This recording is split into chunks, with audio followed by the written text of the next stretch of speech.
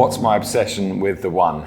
Well, it started back in 2005 when BMW announced a hot rod of a hatchback that they were going to release called the 130i, and to me that was the original M-Light. It was a bit of an unsung hero of its time, never got the praise that it deserved. 6 months after its release, I actually managed to find a really nice approved car, so I went in there after taking a bank loan out and picked that car up and absolutely loved it. It was a real riot of a car. It wasn't the most practical because the original E87, I think it was called, shape of the 1 Series was quite a small car, and obviously me being 6'4", a bit of a giant in a small car, and the ride quality wasn't that great because it was on the original run flats, which were pretty hard. But I absolutely loved the ownership of that car, and it really got my obsession with BMWs and especially their small hatchbacks going.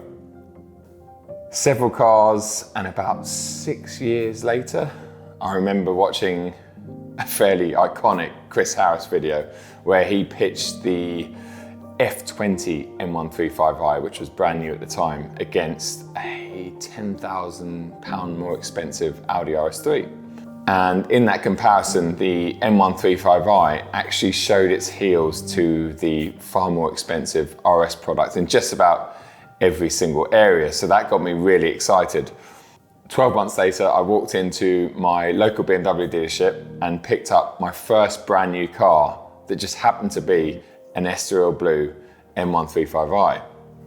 I soon realized that BMW had fixed all the, I guess you'd call them, faults of the E87. It was a much bigger car, the F20 series. It was more comfortable to live with. It was a better daily. It was a really, really good little car, yet it retained the sort of hot rod feeling of the original 130i. Absolutely awesome little car.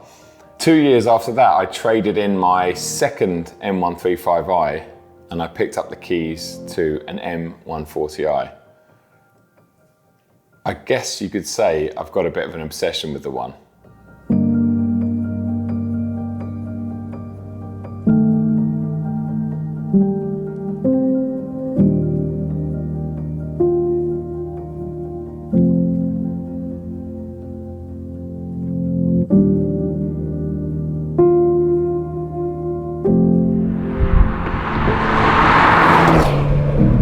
Okay guys, here we are, back where it all started, almost 14 years ago, in my 130i. This road has got to be one of the greatest roads on the planet up here in beautiful northern Wales. Great to see there's hardly any traffic around still. I was worried that over those years and that time it would become more of a popular route, but clearly not.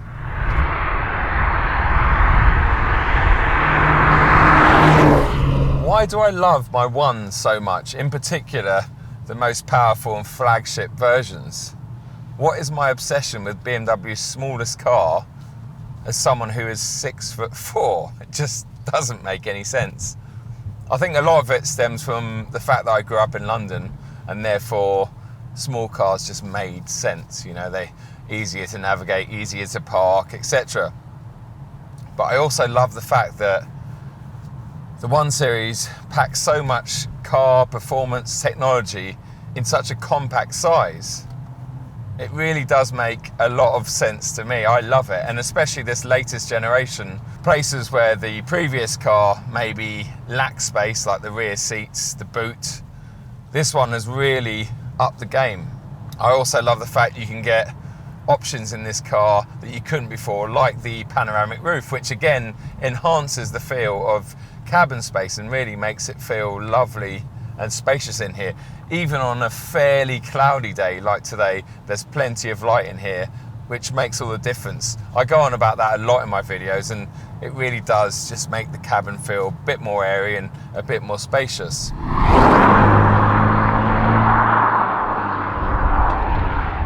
I was actually in Spain this time last week, road testing the brand new BMW M8 competition. We're talking something that's almost £100,000 more expensive than this. Yet they share so many things and so much technology. I've got the operating system 7 infotainment system in this car, the same one that was in the M8. And I love that. I love the fact that I can jump between that M8, this 1 Series, my 7 Series, and everything shares the same platform in terms of infotainment. You know, I've got the very familiar iDrive controller, which to me is the best on the market, without a doubt. It's so easy to use. I've got the touchscreen if I want to use the touchscreen, and I've got buttons where I've always had buttons in cars, and call me old school, but I absolutely love that. Something else that I love about these M lights, and something that's really important for someone like me, is the way they are able to fly under the radar. Those who know will know. This has got the standard wheels and a really nice subtle paintwork on it, but you can get optional bigger wheels and a host of M Performance equipment, lots of aero parts on the sort of outside the car, which transform the way this car look and will potentially appeal to maybe the younger generation. But you can have all that performance and stuff in something that looks fairly, I wouldn't use the word normal because it's a really good looking hatchback, but fairly subtle, and it's not shouting about what it does. It just gets on and does it. But what I really like about these cars is their ability to 1 minute transform from a very comfortable cruising car with massive cruising ability. Now, I drove up to this spot yesterday in 5 hours of absolute comfort, no issues whatsoever, really comfortable supportive seats. The economy was pretty good for a car of this performance, and yet all I need to do is press the sport button and knock it over into manual, and this is when it really turns into a proper hot hatch. And unlike something like a supercar, you can have fun at or below the speed limit, and that's what I love about hot hatches. I just think they're so underrated. You don't have to be doing silly speeds to enjoy yourself, and therefore you can actually have fun in them on the public road.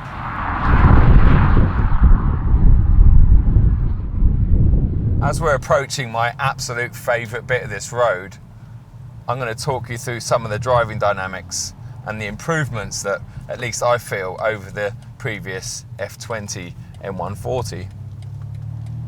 One of those is just how stable this car is. It feels so sure-footed. A lot of that's got to do with the X-Drive, so this has got all-wheel drive, so out of corners like this hairpin here, I can change down into second, and although the road's damp, I'll put my foot down and it just drives.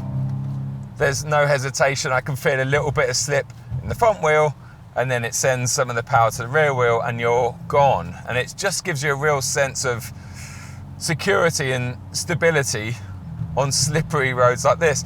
And they are damp, but it's also about 4 degrees outside, which is verging on winter tyre territory. Having that X-Drive underneath me really gives me the confidence that I need. And it's not just acceleration where this car excels. In fact, I think its biggest plus point over the previous car and over a lot of other hot hatches that I've driven is how stable it is on the brakes and how stable it is in corner entry. In fact, it feels very similar to my M2 competition, which is a big compliment because I think in that car, that's one of its real plus points. And I love that feeling. It was something that the older car really didn't have and really lacked. You'd be coming into a corner, you'd hit the brakes, and that initial turn in, it had a tendency to roll a bit and you could feel the weight of the car. Now, although this one's no lighter than the previous car, it just feels so much more stable and again gives you more confidence as you turn into the corner. I really want to get one of these out on track and see what they're like.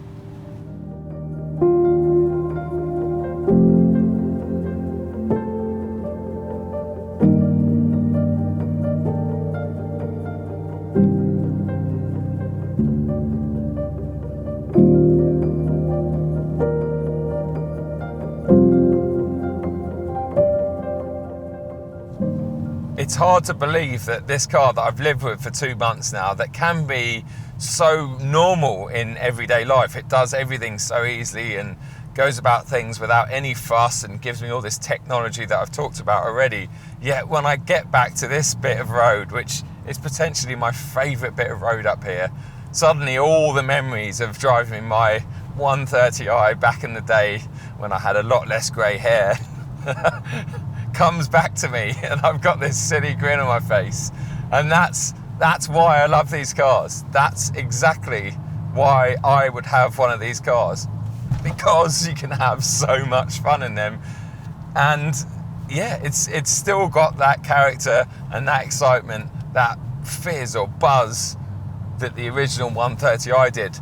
And obviously then that passed on to the M135i, which Chris Harris got me hooked on. And although this new generation of M135i is radically different, it still retains that important BMW soul and excitement that makes roads like this and drives like this so amazing and so exciting. In fact, journeys up to northern Wales worth it, because I'm driving home tonight and I won't be back until really late. But I don't care. I'm going to keep driving on this road until the sun is well and truly gone. As many of you can imagine, I get asked about this car 20, 30 times a day, and I only have so much time that I can reply to people. I've made a couple of videos on it now, and I can only tell you what I'm telling you, really. I think the best way for most people to find out what this car's about is actually go down to your local dealer and take one for a test drive, because we're all different, but I'm telling you, this car is lots of fun. Guys, thanks for watching as always. I hope you enjoyed this video. Please give us a thumbs up if you did, and leave any comments and questions below. I'll do my best to get back to you. In the meantime, I'm going to enjoy the rest of this road. Cheers.